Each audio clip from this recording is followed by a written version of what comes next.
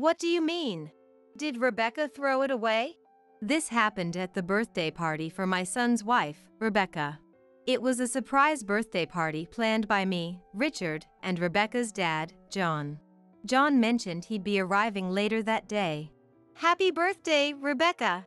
Thank you. I can't believe Katie and Richard did this for me.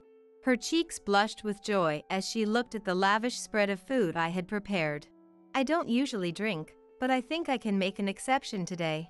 She happily started eating the food, although she never cooked herself and always acted like a princess, enjoying meals prepared by others. After we had eaten a bit, I reached into my bag and pulled out a small package. It was wrapped in pretty blue paper with a "For You" sticker on it. Rebecca, here is your birthday present. Open it. When I handed it to her, she just looked at it and sneered. Oh, is this from Katie? Looks like a gift card. How useless, it's practically trash. With that, she took the package and threw it into the nearby empty trash can. Rebecca, Mom put a lot of thought into picking this out for you. Even if you don't want it, there's a better way to refuse. Don't yell at me like that. As we were arguing, the doorbell rang and John arrived. Is everything okay? Did she get the present? Wait, present from Dad? John glanced at the package in the trash can and looked shocked. What is this? Oh, that? I threw it away earlier. I thought it was trash. What are you talking about? John raised his voice and explained the situation. When she learned the truth, Rebecca turned pale and started making excuses, but it was too late. And then she found out the truth she had never known before. My name is Katie. I'm a 63-year-old housewife. When my son Richard turned 4, my husband Charles passed away in a car accident, so I've been raising Richard alone ever since. Of course, working and raising a child was incredibly challenging, beyond words. Richard often caught colds, and I was frequently asked to pick him up from preschool. Each time, I had to ask my colleagues and bosses to cover for me, which they did. My job couldn't be done remotely, so even with a shortened workday, I could only leave at 4 p.m. My workplace was about 30 minutes from home, and the commute always felt long. When Richard started elementary school, he was always alone when he got home. I tried my best to make sure he didn't feel lonely, cherishing our time together after I got home. Richard, what did you learn in school today? Well, we had music class, and we sang this song. As he spoke, he pulled out his music textbook to show me. He pointed to a children's song. Oh, I know this song too. Richard seemed to enjoy music class, and every Thursday during the third period, he would tell me about it, and I would listen attentively, nodding. Richard seemed a bit physically weaker than other kids, but I thought his artistic sensitivity might be more developed, so I watched his growth closely. When Richard became a middle schooler and then a high schooler, he joined the music club and formed a band with a few friends, enjoying his student life. Eventually, he started a part-time job and used the money he saved to buy a guitar, spending weekends at the studio with his friends. Seeing Richard lively and passionate was heartwarming, but there was also a slight feeling of sadness as I could sense him drifting away from his parents. After graduating from high school, he got a job and distanced himself even more from me. Although he still had a weak constitution, he managed to work diligently at a small factory. Richard, don't overdo it, okay? I know, I'm fine. I'm off. As he said this and walked out the front door, his back somehow resembled Charles's. I remembered hearing that Charles also had a tendency to catch colds easily as a child. He said it was nothing when he became an adult, but now I wondered if Richard might be the same. Still, I couldn't help but feel that I could have raised him to be stronger. Reflecting on that made me feel a bit inadequate. As time passed, Richard turned 30 and married his girlfriend, Rebecca. When Richard brought up the topic of marriage, I was truly surprised and worried about how her family would accept him, given that we didn't have a dad in our household. However, my worries were unfounded. Rebecca's dad, John, was a kind-hearted man who warmly welcomed their marriage. When Richard visited us, His polite language left a strong impression. I thought he was a very sincere person. John later said this with a smile, and both he and I believed that this was a very harmonious marriage. Rebecca quit her job after getting married, but later started working part-time. Because his salary was less than she had expected. Rebecca liked wearing brand-name clothes, dining at fancy restaurants, and going to spas, so she was often dissatisfied. I thought I could relax as a housewife, but it turned out like this. It's all his fault for earning so little. Whose fault is it, really? She would often sigh and take a mocking attitude toward both Richard and me. I'm sorry, I'll try harder. I'm tired of hearing that. Rebecca, please listen. I've always had a weak constitution. That's a lie. It can't be true. It must have been Katie's fault for not raising you properly. Did she even feed you enough? Stop talking bad about Mom. Listening to this argument was painful. It's true that I might not have fed him enough. I know saying I did my best sounds presumptuous. Rebecca probably didn't mean any harm, but hearing her words made me realize I hadn't raised Richard to be as strong as he could have been. While carrying these uneasy feelings, one day in the approaching fall, I received surprising news from Rebecca. It happened when they visited our house. By then, they had moved out of their parents' home and lived in a nearby apartment. Although it was a bit small, Richard's salary was enough to afford it, and the building was relatively new and clean. Even after moving, they would occasionally come to see me, and I thought that day would be just another routine visit. Katie, I have wonderful news. I'm pregnant.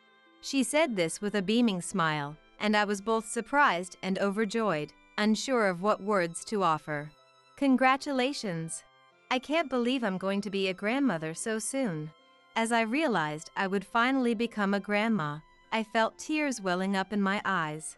Richard, too, couldn't contain his excitement and emotion.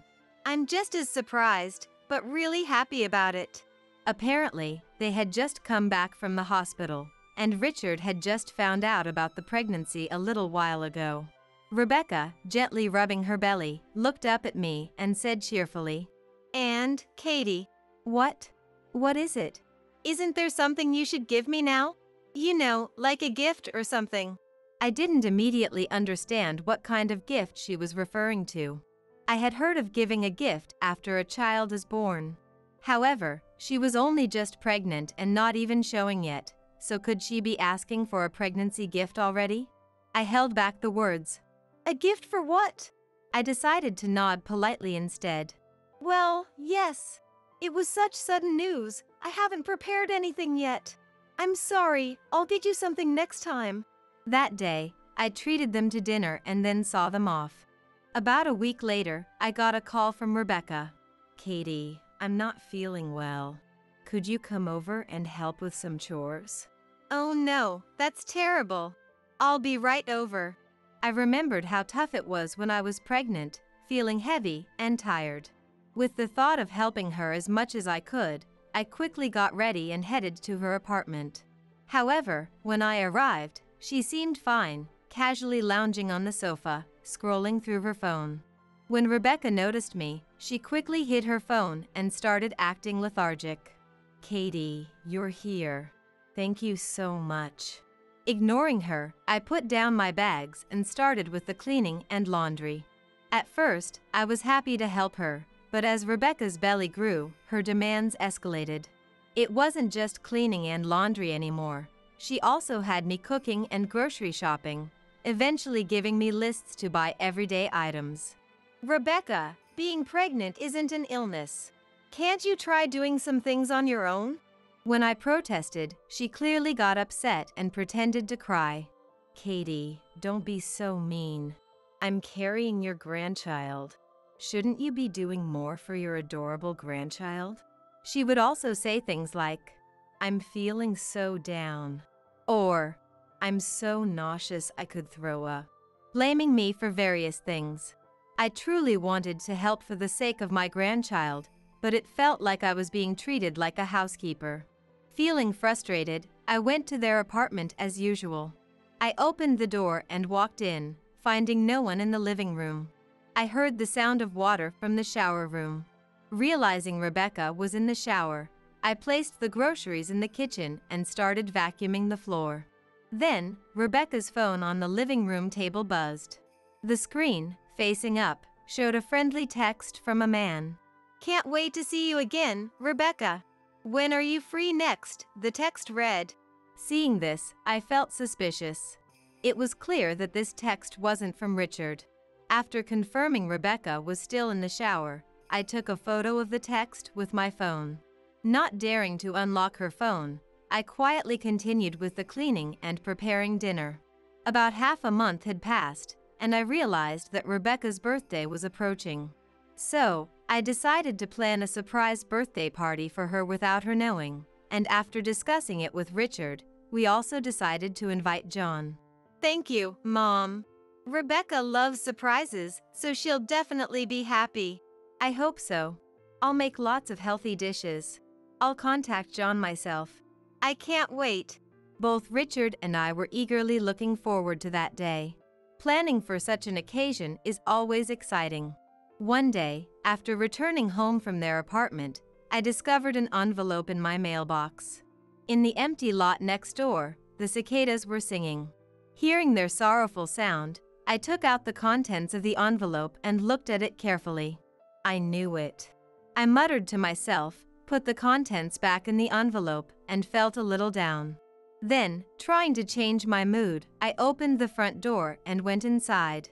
And then, the day of the birthday party arrived. Richard, Rebecca, and I gathered at the apartment. John would be arriving later. "Happy birthday, Rebecca!" Since we were in an apartment, we didn't use party poppers out of consideration for the neighbors. I thought someone might complain, but Rebecca, perhaps feeling superior as the star of the day, didn't seem to mind. "Thank you. I can't believe Katie and Richard planned such a surprise for me." Blushing with joy, she looked at the many lavish dishes I had prepared. "I can't drink alcohol, but it's nice to have something like this once in a while." Eating happily, I thought how she always acted like a princess, never cooking herself. After we had eaten most of the meal, I took out a small package from my bag. It was wrapped in a cute blue wrapping paper with a sticker that said "For You" on it. "Rebecca, here's your birthday present. Open it." When I handed it to her, Rebecca looked at it briefly and sneered. "Is this from Katie? It looks like a gift card, but this kind of thing is just trash." She then grabbed the package and, unbelievably, threw it into a nearby empty trash can. While I was in shock, she laughed and held out her hand. "I'd rather have cash." I was so stunned, I couldn't speak. She prefers cash over a present? But that gift was. While I was too shaken to say anything, Richard spoke up first. "Rebecca, Mom put a lot of thought into choosing that gift for you. Can't you at least say thank you? Even if you don't like it, there's a better way to refuse." "Don't yell at me like that. It hurts my stomach." "It's your fault, Richard." Rebecca pretended to be scared and clutched her stomach, crouching down. Realizing that she intended to play the victim, I felt a sudden chill and couldn't bear to look at her anymore. Just then, the doorbell rang. Everyone's attention turned to the door, and I hurried to answer it, finding John there. "Good evening, sorry I'm late." He stood there with a smile, scratching his head shyly. "Thank you for inviting me to Rebecca's birthday." I welcomed him with a smile. No, thank you for coming. Rebecca and Richard are both waiting for you." As John walked in, he seemed to sense something strange, looking puzzled. "Hey, Rebecca. Your belly is really showing now. I'm so happy to celebrate your birthday with you. It seemed like there was some commotion earlier. Is everything okay? Did you get the gift?" "Huh? Present from Dad?" Rebecca couldn't hide her surprise at the unexpected guest, but what was to come would shock her even more. John suddenly noticed the discarded wrapping paper in the trash can. "What's this?" It was the wrapping Rebecca had just thrown away, and John looked at it in disbelief. Rebecca, however, responded childishly. "Oh, that.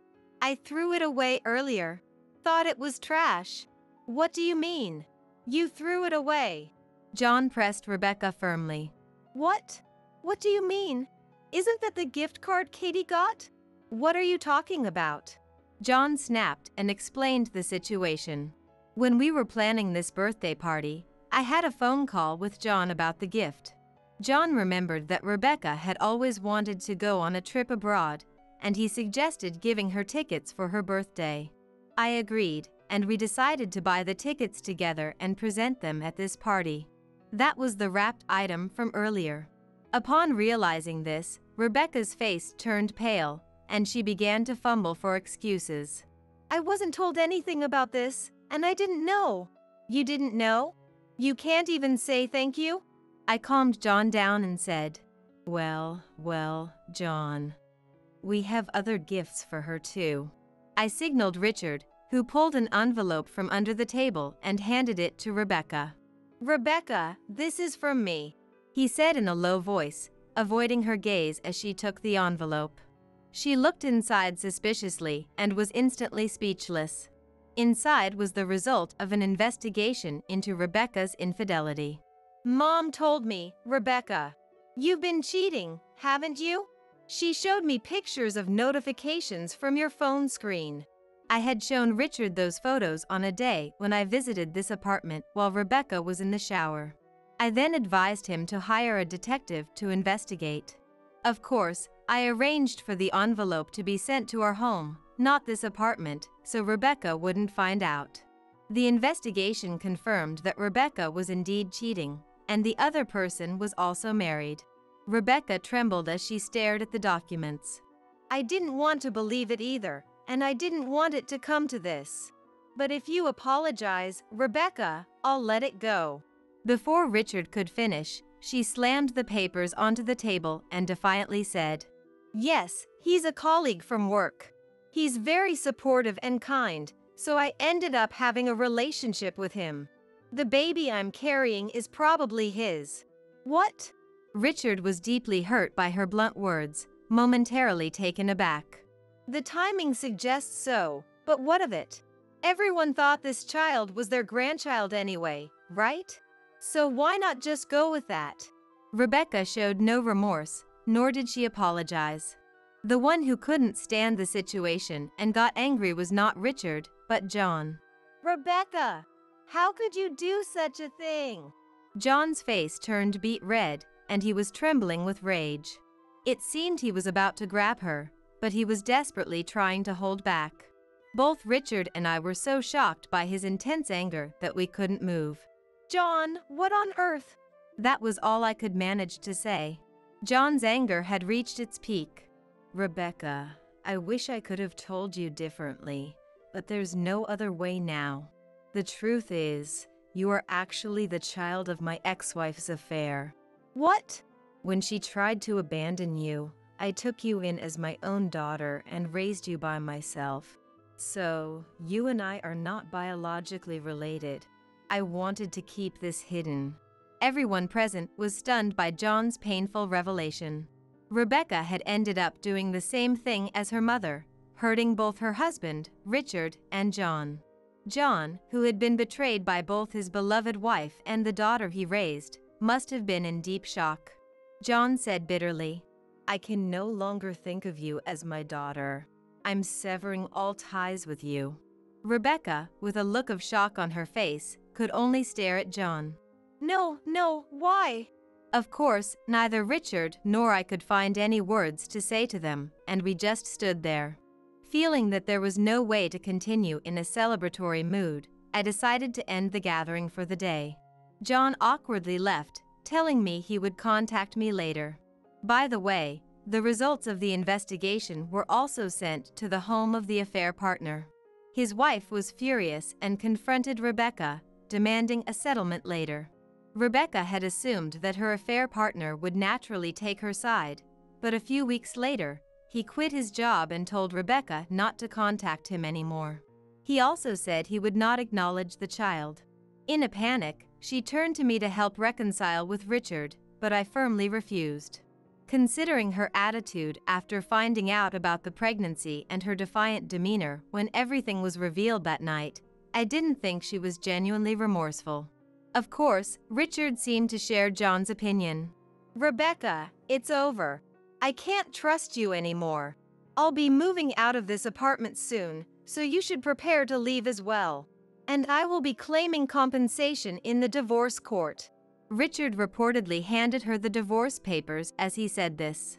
She faced a large financial claim, which would likely exhaust all her savings from her working days. Moreover, she would lose the funds needed for childbirth and child-rearing, and even if she worked, it would be difficult to pay it all off. Richard, please, I want to get back together with you. You're the only one I can rely on. Unable to return to John's place, she clung to Richard, pleading for reconciliation, but Richard coldly brushed her off. Sorry, I don't want to be involved anymore. The following month, Rebecca moved out of the apartment. Richard moved into my place, and Rebecca stayed temporarily at a hotel. Later, Rebecca, heavily pregnant, came to our place, just as Richard and I had finished loading our moving truck. Wait, where are you moving? I want to come with you. The movers seemed to think she was moving too and paused their work, but I told them not to worry about it, and the truck's back door closed mercilessly. Don't tell me. Just don't ever show yourself in front of me again. Richard didn't even make eye contact with her and got into my car. We followed the moving truck to our next residence. In the rearview mirror, I saw Rebecca running desperately after us, but she soon got out of breath and sat down. Being pregnant, she must have realized she couldn't chase after us any further, and she stared at us in disbelief. There's a saying about reaping what you sow, and this must be the consequence she has to face. Her life and the life of her unborn child would be filled with rough waters, but I couldn't muster any sympathy. Later, I also met and talked with John. John constantly expressed his apologies to me and Richard. I thought I raised Rebecca properly, but it seems I only thought so. I feel terrible for what Richard went through. Please forget about Rebecca and me, and live your life. We moved out of the house the following week, but during that time, Richard seemed to be in a somber mood, contemplating something. While driving to our new place, Richard suddenly said, Mom, I'm thinking of starting a band. Just as a hobby, not professionally. I thought he'd be heartbroken over the divorce, but seeing him trying to move forward in his own way, I felt relieved. That sounds great. You've always loved music. It's wonderful to immerse yourself in something you love. In the back seat of the car, Richard's guitar case from high school seemed to be looking at him. Through the windshield, the high, clear autumn sky was brilliantly blue. At our new place, Richard and I were ready to start anew. Late at night on a snowy road, my young granddaughter Harper came to our house, carrying an unfamiliar baby on her small back. What on earth was going on? Lost for words. Dad said to go borrow hospital money, Harper told me in a faint voice. In response, That's impossible, my husband Thomas exclaimed. Ignoring my surprise at his harsh words, Thomas took astonishing action. My name is Madison. Recently, the stairs have become a real challenge for me, a 63-year-old. Thomas, 65, just retired from work. We talk about wanting to do various things now that it's just the two of us. For starters, to fend off declining strength, I'm thinking of walking every day. Fortunately, we're in a bit of the countryside here, with few cars and people, and the air is fresh. It's the perfect place for a walk. I thought retirement life might be lonely, but it's not really. That's because my daughter Lily's family lives nearby. Lily is 35 and a mom to one child. My granddaughter Harper, just turned into a first grader at 6 years old, is absolutely adorable. Lily's husband Daniel is a bit gruff and seems to avoid our place. But, well, if the family relationship is good, I try not to mind. Lily and her husband have Lily as the breadwinner working hard, with Daniel being a house husband. I'm proud of my daughter, but I worry it might be too much for her. If it were Lily as the housewife, I'd want to help in any way I can, but with Daniel, it's not so easy. Too much meddling might be seen as annoying. And yet, doing nothing and just leaving them be makes me feel uneasy about the right distance. Then, one day, something unsettling happened. Returning from shopping, I found Harper in front of the house unexpectedly. It's not too far for a child to walk from Lily's home to ours, but it's a fair distance. Moreover, Harper was carrying her school backpack. Wearing a backpack too big for her small first-grade self, Harper had come over after school.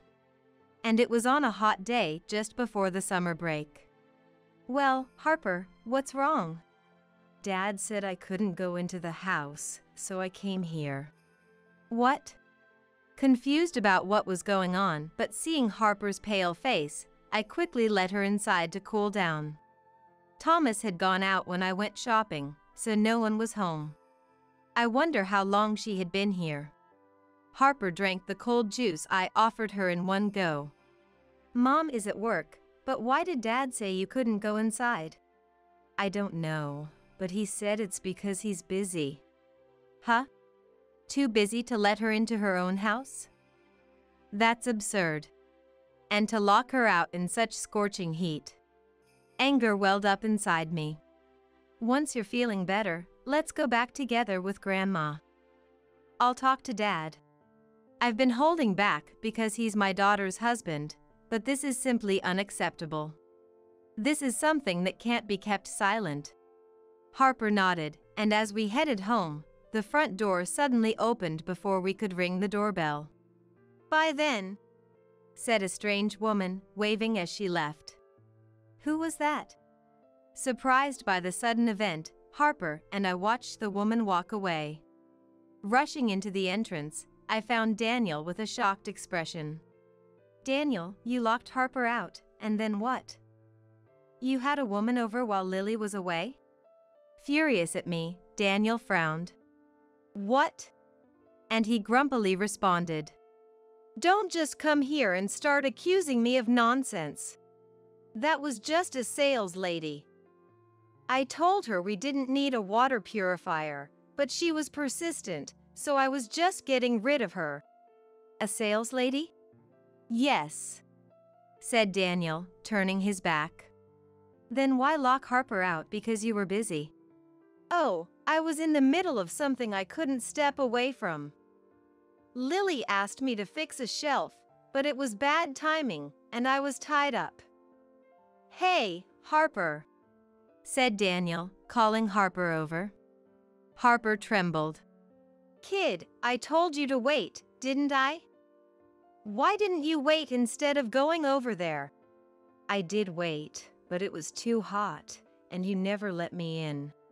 "If I said wait, you should wait. Don't make things difficult. Hey!" I couldn't stay silent, seeing Harper scared by the harsh words. "But don't start with me, Madison. I'm the one raising Harper. I'd appreciate it if you didn't interfere with how we raise our child." He glared at me. Indeed, as a grandmother, I remembered not wanting outsiders to meddle in my parenting. Being told not to interfere by someone with parenting experience left me speechless. "Thank you, Grandma," said Harper, waving goodbye, which made me feel melancholy. My concerns about whether everything was truly okay proved correct. Similar incidents happened repeatedly afterward. I couldn't stay silent and contacted Lily, but Daniel takes care of the house, allowing me to focus on my work. We couldn't live without my job, so I'm grateful to Daniel. I trust him with child rearing, so please don't interfere." She scolded me in response. Taking a leap, I mentioned the woman leaving their house. "Why worry? It must have been a salesperson. They target the countryside thinking there are more elderly people around here. They're persistent even though we've said no multiple times." She seemed unconcerned. Yet, a noticeable change occurred in Lily's home. As summer break began, Harper's visits to our house became more frequent. Dad says to stay outside, or he'll skip meals for me. What? It seems that when Lily was away on business trips, Daniel would lock Harper out. It's not feasible to spend every day at a friend's house during summer break. Nor is it realistic to kill time in the park due to the excessive heat. No lunch and no dinner if she disobeys. That's too cruel. I couldn't help but exclaim in anger. I can't stand it anymore. Grandma will talk to Dad and Mom for you. I clenched my fist, ready to lecture them. Please don't. Harper quickly intervened. If you do that, Dad will get in a bad mood again. And Mom is busy with work. It'll just cause more trouble. Could this really be the words of a first grader? To worry so much about their parents' feelings at such an age. It's heartbreaking. I decided to have a serious talk with Lily. But when I tried calling, she was too busy to speak. What to do? As summer ended and autumn passed, the cold season arrived swiftly. I wonder how they're doing. Staring out at the falling snow from inside my house, I muttered to myself. Harper, now 7, had suddenly stopped coming by. Their absence was worrying in its own way. And there was no way to contact Lily at all. Even if they thought it a nuisance, perhaps I should visit their house. With that thought, I gazed aimlessly outside. What? Surprised by what I saw, I hurriedly dashed outside. What's going on? Thomas's puzzled voice went unheard as I forgot to even put on my coat and rushed out. Harper? There stood Harper, in front of the house. Despite the snow brightening the night, it was nearly midnight, about to change dates. No time for a school-aged child to roam. Yet there he stood, shivering in the cold, even with a coat. Could he have walked from their house in this snow? Even in the countryside, it's not like cars never pass by. The thought of slipping on the snowy road was terrifying. What are you doing here at this hour? No, never mind that. Come inside quickly. I reached for Harper's hand, but he shook their head. Harper? I need money. Huh? Please lend me some money. What? At that unexpected request, I was shocked. Then, from his back, the sound of a baby crying. What? Surprise after surprise left me nearly speechless. Hastily checking, I saw a baby, bundled up against the cold, being carried on Harper's back. Wait, a baby? What? Why? I hadn't heard anything about Lily being pregnant. If the baby was being carried, it meant they were at least 4 months old, having grown enough to support their head. But for those 4 months, and even before, there was no sign of Lily being pregnant or giving birth. What's going on? I yelled, forgetting we were outside in the middle of the night. What are you doing? Get inside now. Thomas had come out to see what was happening and scolded us, snapping me out of my panic. Quickly, I brought him and the baby inside. In the warm room, I gave him something warm to drink and made sure the baby wasn't cold. Initially, I need to get back quickly, or Dad will, he said, but after drinking warm milk and feeling the warmth, finally showed a relieved expression. What happened? Tears quickly filled and spilled from his eyes. Dad said we don't have any money, so he told me to borrow some hospital money from Grandma and Grandpa. What do you mean? Hospital money? The baby seems to have a fever. What? Touching the baby's forehead, it was indeed slightly warm. But being a baby, their body temperature is higher, so it's hard to tell for sure. You know, this child is Dad's. Then, Lily's? No, not Mom's child. What? I was utterly confused by the situation. Confused, Harper spoke with a downcast expression. Mom has been coming home late because of important work lately. She's been on a business trip since yesterday, so I'm on my own. I see. Then today, this lady brought over the baby. She's an important client of Dad's, and he told me to take care of the baby because he's busy.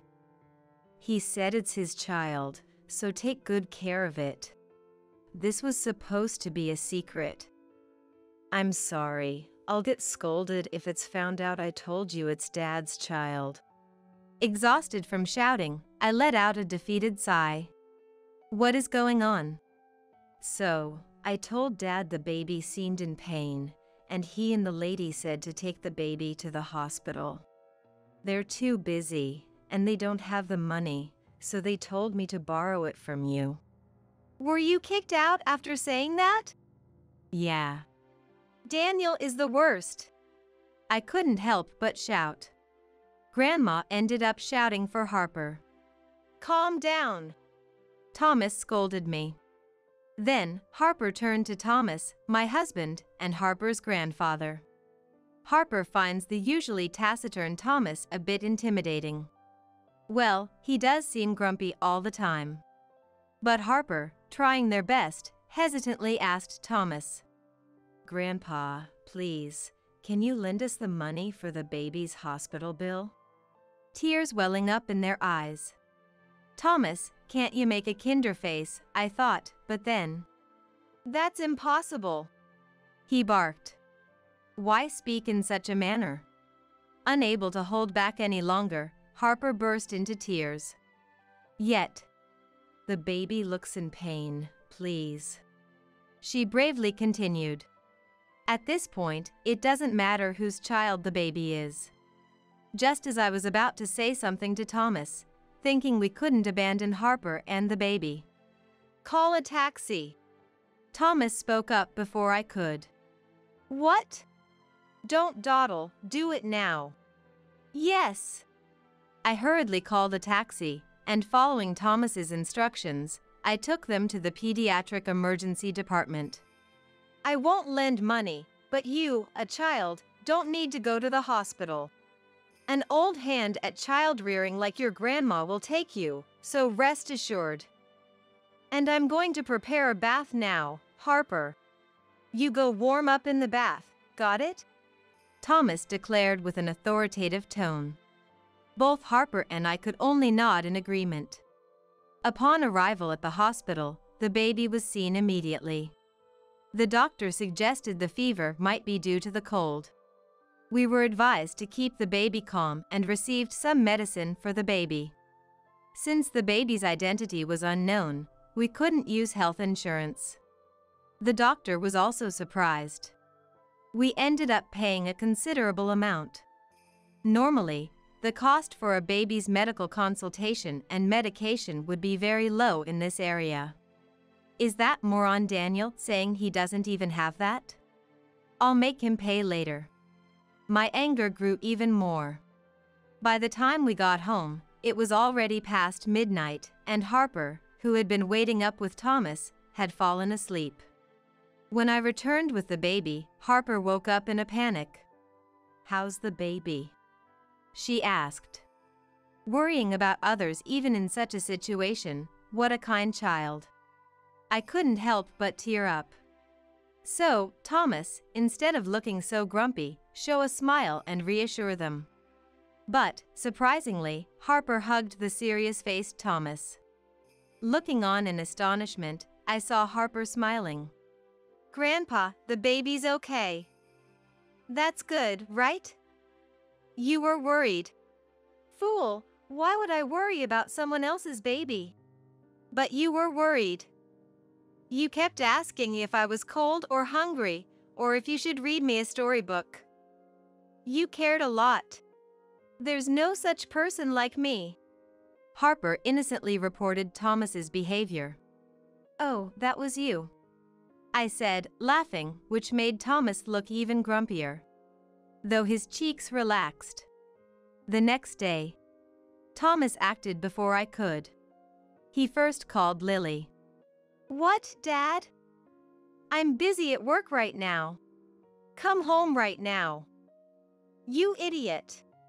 He shouted and hung up the phone. Then he made another call. What is it, Thomas? Did Harper go to your place okay? How's the baby? Daniel answered, sounding groggy. To think he could sleep peacefully after sending 2 young children out into the heavy snow in the middle of the night. Get over here right now, you idiot! He shouted again before hanging up. Right before that, he yelled one more thing. Bring the woman you're with right now too. Or be prepared for what's coming. Such intensity. I could imagine Daniel turning pale on the other end of the phone. A few hours later, Lily returned from her business trip, wondering what had happened. Daniel arrived almost at the same time as Lily, along with another woman. The 3 of them sat in front of Thomas, who stood with his arms crossed. The woman with Daniel seemed familiar. Ah, the sales lady from before. Yes, she was the woman who had left the house when Harper was locked out during the summer. Ah, I think I understand what's going on now. Lily, looking uncomfortable, lifted her face. Dad, what's all this? Shut your mouth! Yes. Lily knew when Thomas was angry, he was really angry. And straightened up at his word. Why am I here? Daniel, still unfamiliar with how intimidating Thomas could be, asked reluctantly. So, Thomas crouched down. And gave a glare that made Daniel say, No, nothing. Daniel, you shouldn't underestimate Thomas's intensity. Well, here's a thick envelope. Thomas said, pulling out an envelope. Inside were 4-sized documents. The results of an investigation into Daniel's background. What? The shock was voiced by everyone but Thomas. Of course, I was surprised too. When did you arrange for something like this? When Harper was locked out in the middle of summer, and you said you saw the sales lady. And you appear in it, huh? Hernandez? What? At that, the woman let out a strange noise. Well, it's obvious, isn't it? You're not a sales lady but Daniel's mistress, right? What? Lily was the one surprised by Thomas's words. Did she really believe this woman was just a sales lady? Too naive. Daniel and the woman named Hernandez looked awkward. Daniel's living the life, huh? Letting Lily work while he enjoys days of affairs at home. Kicking Harper out and doing who knows what. What are you talking about? The moment Daniel tried to play dumb, Thomas hit the floor. The floor cracked and Daniel flinched. Oops, my bad. Thought I saw a bug. Thomas said, blowing on his fist. But seriously, Thomas, fix the floor later. Sorry, didn't catch that. So, the woman beside you is your mistress, right? That is, right? Thomas glared at Daniel with a menacing look. Yes, she's my mistress. Daniel turned away, sweating profusely. Huh? You've been making me work while you cheat? Talking about protecting the home and child, and you've protected nothing. Lily stood up in shock and anger. Sit down for now. Yes. But at Thomas's command, Lily sat down promptly. Hernandez, you're married too, right? What? The woman looked up in surprise, at the same time. Huh? Was Daniel's reaction. You said you were single, didn't you? Was that a lie? I was planning to divorce. So, you're not divorced yet? Ridiculous. Don't you dare act all high and mighty when you have a wife and child yourself. What a mess. A woman who knew she was dealing with a married man, and a man cheating despite having a family. Just a typical argument between scumbags. Ah, don't tell me the baby isn't mine but your husband's? That is. I knew it was weird. I made sure it couldn't happen. The lowest of discussions was being had. The woman got angry at Daniel's anger. Shut up! Whether I'm married or whose child it is, it's none of your business. It was just a relationship seeking thrills. What did you say? That's enough. We're breaking up. Lily, I'm returning your husband to you. He's no longer my problem. What? Lily was confused by the sudden turn in the conversation. But then Thomas spoke solemnly. As if it ends with no hard feelings, goodbye. Indeed. Lily, what about the compensation? Compensation? Oh, for the divorce? We have plenty of evidence. If you want to claim compensation from both of them, I'll support you. Yes. Of course I will. Lily nodded energetically, finally understanding what she needed to do. What do you mean? Daniel, the only one not catching on, was told by Lily. I'm divorcing you. We'll be claiming compensation from both of you, and I'll also demand child support from Daniel, so be prepared. Huh? Why? I'm breaking up with this woman. There's no need to divorce. The only option for me is to divorce someone who can't understand that. No, wait a minute. I can't start working now. I don't care. Just so you know, housework is a legitimate job, you fool. It ended with Lily's sharp rebuke. So, Daniel and Hernandez hung their heads in shame. As things quieted down, Harper, who had been in another room, peeked out. Is the talk over? It's over. Come here to Mom, Harper. Lily, looking tired, reached out to Harper. Harper hurried over but didn't hug Mom, Lily. Instead, they bypassed her and hugged Thomas, who was standing to the side. Grandpa, I'm hungry. Ah, is that so? Well, then, let's have Grandpa make something. I want noodle. All right, I'll make some tasty one. Yay! They cheerfully headed to the kitchen, leaving behind this mess. Lily stood, unsure what to do with her extended hand. On the floor. It's not my fault! It's not my fault! Daniel muttered. What will I do if my husband finds out? While Hernandez, also dazed. I chuckled bitterly, hearing the baby cry, and went to tend to the infant, leaving the three behind. Afterward, with the help of a lawyer Thomas knew, Lily successfully divorced. Naturally, Lily retained custody of Harper, and a lump sum for compensation and child support was agreed upon. Daniel clung to her until the end, saying, It's because you were busy with work that I felt lonely. But you're the one who told me to work. Don't joke with me, Lily retorted. Despite claiming to have no money, Daniel's parents apologized and paid on his behalf. They said they would make him repay them over a lifetime, but it's doubtful such a distraught man could work properly. As expected, Daniel became a recluse, eventually kicked out by his family, and went missing, a typical end for him. As for Hernandez, her affair was discovered by her husband, leading to divorce. The baby was taken in by her husband, which is probably better for the child. To think both partners would cheat while on a business trip, with a baby in tow. Daniel and Hernandez? They were truly despicable. As for Lily, after a stern lecture from Thomas, she reflected deeply. I'll face my child properly, she declared firmly, so the future should be okay. But being a single mother will be tough, so she decided to live with us.